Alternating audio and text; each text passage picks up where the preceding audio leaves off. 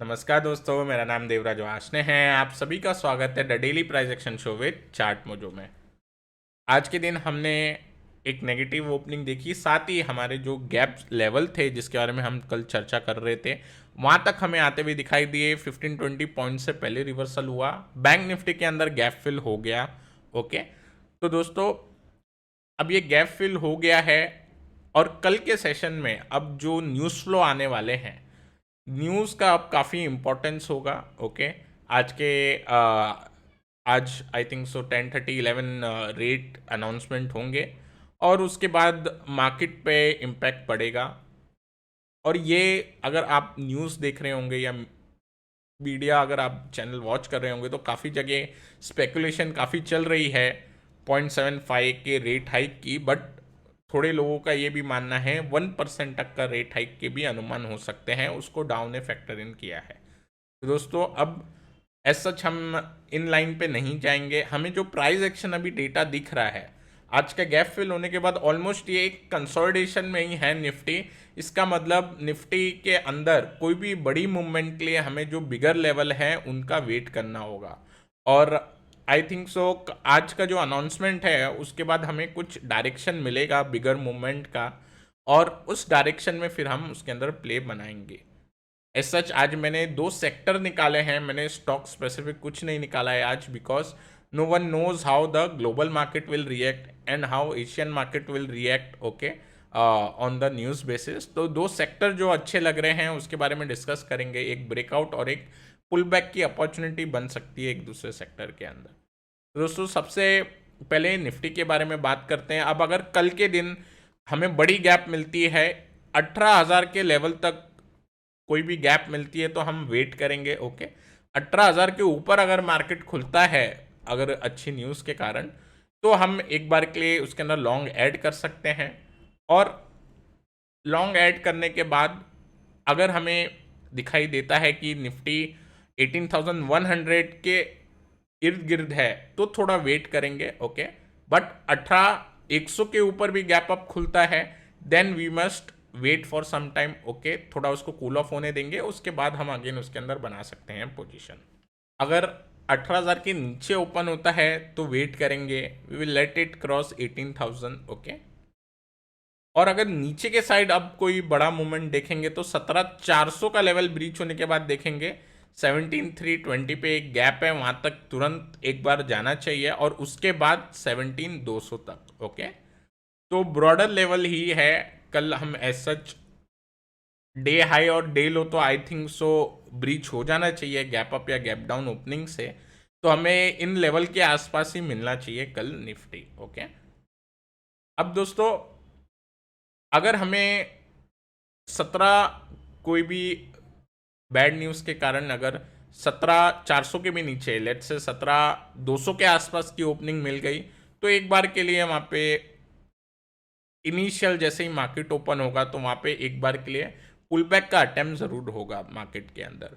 तो इस चीज़ का भी ध्यान रखना है। तो अगर बड़ा गैप मिले तो एग्रेसिवली हम कोई डायरेक्शन नहीं पकड़ पाएंगे, उसको half an hour to 15 minute एक बार आपको देखना पड़ेगा कि वो सस्टेन हो रहा है, देन वहाँ पे हमें स्विंग लो या स्विंग हाई मिलेगा, उसको एज एन एसएल ट्रीट करके उसमें पोजीशन बना सकते हैं। अगर हम बैंक निफ्टी की बात करें दोस्तों, तो बैंक निफ्टी के ऊपर अगेन आज भी आउट परफॉर्मेंस ये है बेसिकली, और गैप फिल होने के बाद अगेन बैंक निफ्टी ने एक यहाँ पे बाउंस दिखाया इन इंट्राडे। सो बैंक निफ्टी के अंदर 42 के लेवल निकल के आ रहे हैं, 41,800, 41,800 के ऊपर जाएगा तो 42,000 का हम कंफर्मेशन देखेंगे। उसके बाद bank Nifty all time high territory में चले जाएगा, जहाँ पे again bank Nifty out perform करता हुआ दिखाई देगा। नीचे के लिए अगर हम देखें तो बैंक निफ्टी ऑलमोस्ट अराउंड 40 के पे अब हम एक इम्पॉर्टेंट सपोर्ट लेता हुआ देख सकते हैं। अगर कोई भी बुरी न्यूज़ आती है मार्केट के अंदर तो अप साइड में 42,000, लोअर साइड में 40,000, इन दोनों दायरे के बाहर जाएगा तो ही कोई ट्रेड बनेगा अगेन इन बैंक निफ्टी। अब अगर हम डाउ का चार्ट देखते हैं, डाउ के चार्ट के अंदर दोस्तों एज सच फिलहाल कोई सिग्नल नहीं मिल रहा डेटा का। वहाँ पे भी एक बार डेटा आएगा उस हिसाब से रिएक्ट करेंगे वहाँ के मार्केट भी। सो इस वजह से जैसे ही डाउ में कोई भी रिएक्शन आएगा हमें मॉर्निंग में हमारे और प्लस जितने भी डेवलप मार्केट है सब जगह ही उसका हमें फैक्टरिंग देखने मिल जाएगी। तो डाउ पे एज सच वीक सिग्नल ही है Dow, because Dow is in the support range, people are expecting for a reversal. तो थोड़ा भी हमें पॉजिटिव मिलता है तो एक रिवर्सल के चांस जरूर बन सकते हैं। Brent on the other hand, because news development हो रहे हैं उस वजह से ब्रेंट में थोड़ा मूवमेंट है, again this is a sideways. तो दो जो सेक्टर जो हम बात करेंगे वो है निफ्टी ऑटो की।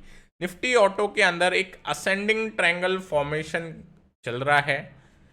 अब दोस्तों यहाँ पे फर्स्ट ट्रायंगल हमें बनता हुआ दिखाई दे रहा है, सेकंड ट्रायंगल बन गया, ओके।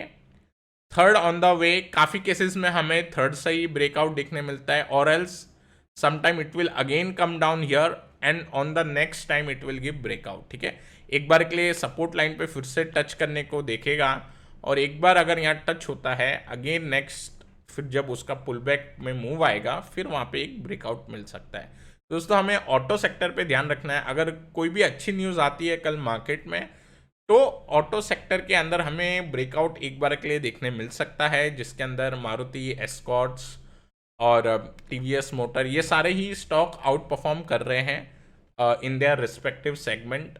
वहाँ पे हम देख सकते हैं महिंद्रा एंड महिंद्रा, मारुति एक ऐसा काउंटर है जो अभी तक ऑटो के अंदर उतना खास चला नहीं है, तो वहाँ पे भी हम एक बार नज़र रख सकते हैं ऑटो के अंदर।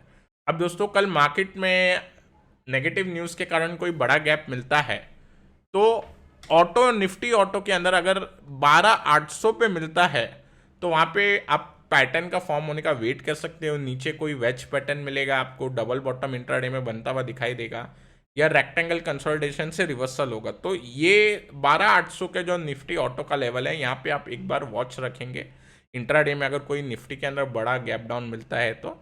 अदरवाइज हम अपसाइड के अंदर निफ्टी ऑटो के लिए हम 13,800 के लेवल का वेट करेंगे, उसके बाद इसके अंदर भी हमें एक ब्रेकआउट देखने ज़रूर मिल सकता है। और जब भी हमें सेक्टर के ब्रेकआउट देखने मिलते हैं तो ऑलमोस्ट उस सेक्टर से जुड़े हुए सभी स्टॉक में एक बार के लिए मोमेंटम बनता है। नेक्स्ट जो इंडाइसिस है वो है आईटी का, जो अगेन मोस्ट वॉच्ड है राइट नाउ। अगर हम आईटी इंडाइसिस को देखें, ओके, निफ्टी आईटी के अंदर हमें अगेन यहाँ पे एक ट्रायंगल फॉर्मेशन मिला था, असेंडिंग ट्रायंगल फॉर्मेशन था, ओके, उसका ब्रेकआउट हमें देखने मिला है। असेंडिंग ट्रायंगल फॉर्मेशन के ब्रेकआउट के बाद अब ये वापस से, ओके, इसका जो चेंज ऑफ पोलैरिटी लेवल है, जो पहले रेजिस्टेंस की तरह एक्ट कर रहा था, वो यहाँ पे सपोर्ट की तरह एक्ट होंगे लेवल, वही चीज़ हमें यहाँ पे होते हुए दिखाई दी है, ओके। और अब इंटरेस्ट रेट से काफ़ी ज़्यादा आईटी की जो वैल्यूएशन होती है वो लिंक्ड होती है, इस वजह से निफ्टी आईटी के ऊपर हम इम्पैक्ट आते हुए ज़रूर दिखाई देंगे। अगर कुछ भी पॉजिटिव आएगा तो definitely IT is the counter which can give us good recovery, okay. और अगर आईटी में रिकवरी स्टार्ट होगी तो वो टाइम थोड़ा बैंक निफ्टी एक बार साइडवेज हो सकता है। अब अगर बुरी न्यूज़ आती है या लेट्स से मार्केट जो रेट हाइक के बारे में अगर हॉकिश व्यू मिलता है मार्केट को, तो उस केस के अंदर आईटी फिर ब्रेकडाउन दे सकता है, ओके। जो हम फिलहाल आईटी को एज अ पुल बैक देख रहे हैं, लेकिन इसके अंदर ब्रेकडाउन भी मिल सकता है। तो आईटी इंडाइसिस के अंदर ऑलमोस्ट 26,000 के जो लेवल है काफ़ी इंपॉर्टेंट बन के आते हैं। 26,000 अगर ब्रीच होता है आईटी इंडेक्स के अंदर तो फर्दर आईटी काउंटर फॉल हो सकते हैं। सो अगर यहाँ पे हमें अच्छी न्यूज़ आती हुई दिखाई देगी मार्केट्स में तो एक बार के लिए इसमें लॉन्ग सेटअप ज़रूर बनेगा। और अगर फॉरेन सारी डेवलप मार्केट नास्डेक के अंदर भी अगर रैली बनती हुई दिखाई देगी तो यहाँ पे गैप अप की भी संभावनाएं बढ़ जाएंगी। लेकिन वहाँ पे अगर नेगेटिव फॉल मिलता है या शार्प फॉल आता है तो IT will be the one two continue this down trend जो हम एक बार देख सकते हैं आईटी में जो स्टार्ट हुआ है। तो दोस्तों ये दोनों सेक्टर पे वॉच रखेंगे, ओके। एक काफ़ी स्ट्रॉन्ग सेक्टर है ऑटो, और एक अभी हम देख रहे हैं वीक सेक्टर जो अपने सपोर्ट पे है।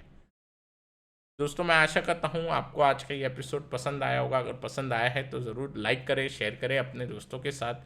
जिन व्यूअर्स ने चार्ट मोजो का चैनल फर्स्ट टाइम डिस्कवर किया है, सब्सक्राइब करना ना भूलें। Till then take care, I will meet you in the next episode.